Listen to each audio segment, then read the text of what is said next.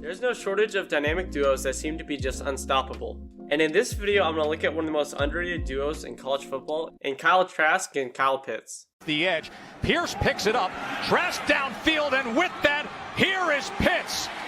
Run, young man, run! In the swamps of Florida resides one of the best quarterback and wide receiver duos in recent memory. Throughout 2020, the two Kyles have quietly played some of the best football in the SEC, as one of the best two punches in all of college football. This duo is a bit different from the running back duo and wide receiver duos that I looked at before, as they had different positions and are much more complementary than the duo of the same position. Out of the Liberty City, in Philadelphia, Pennsylvania, Kyle Pitts was a dominant tight end at Archbishop Wood High School. Honestly, Kyle was a wide receiver tight end hybrid, and as a result of his talent, he gained national attention. After his solid high school career, Kyle was one of the top 5 rated tight ends in the nation as a 4-star, with a whole bunch of random players above him. As one of the top tight ends in the nation, Kyle was on the radar of schools like Georgia, Alabama, and hey, you guessed it, Florida. I'm here to tell you right now, we don't care. As a freshman, Kyle played 11 games as a backup and only had 3 catches for around 70 yards in his introduction to college football. The following year was the start of his time in the driver's seat, and in 2019, Kyle started in 13 games as he had around 650 yards and 5 touchdowns and was beginning to get noticed. Not only was the media starting to see a star in the swamp, but the quarterback in control of it all was starting to feed the beast. On the other side of the football world, in the little old town of Manville, Texas, a town with a population of 5,000, produced a hardworking kid in Kyle Trask. Unlike many talented players, Kyle was only able to start as a freshman, with funny enough current Miami Hurricanes quarterback D.R. King in front of him, who ended up taking the starting spot for the rest of Kyle's high school career. Even though he wasn't able to get many reps as a starter, Kyle was still able to become a borderline 3-star, and somehow gain Florida's attention. What's ridiculous about the whole situation is the fact that the only other schools interested in him were some super small schools in Houston Baptist, Lamar, and McNeese State. Call it a miracle or call it destiny, but Florida made the right choice, and although he lost the quarterback battle to Felipe Franks, finally, after years in the shadows, in 2019, after Franks came down with the injury, Pitts was able to start 10 games and pass for nearly 3,000 yards and 25 touchdowns as he earned the starting spot as a 2-star recruit. Following his journey to the top of the roster, Kyle was ready to dominate, and in 2020, he did just that. And now Trask to the end zone, touchdown, Grimes. 2020 was a crazy season for college football as a whole, but was such a great time for the 1-2 punch in the Everglades. It seems like the two meshed perfectly, as they both played at an elite level, and as a result, Florida looked pretty dang good.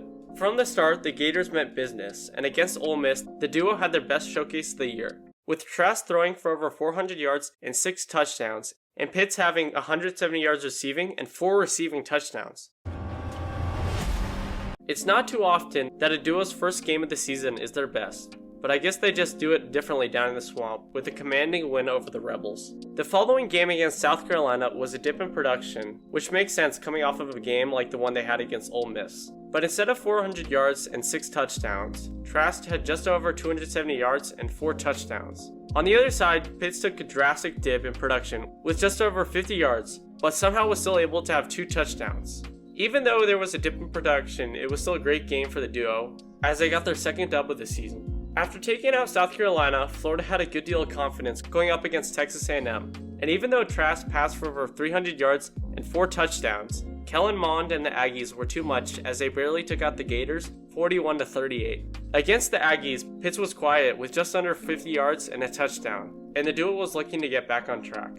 Against Missouri, the two were back, and Trask's nearly 350 yards and 4 touchdowns, to go along with over 80 yards receiving by Pitts, was too much for the Tigers as the Gators won big 41-17. With the confidence back in Gainesville, the Gators rolled over the number 5 ranked Georgia Bulldogs 44-28, as Trask passed for nearly 450 yards and 4 touchdowns. And although Pitts had only 2 catches, he had nearly 60 yards receiving and a touchdown. But down and 9.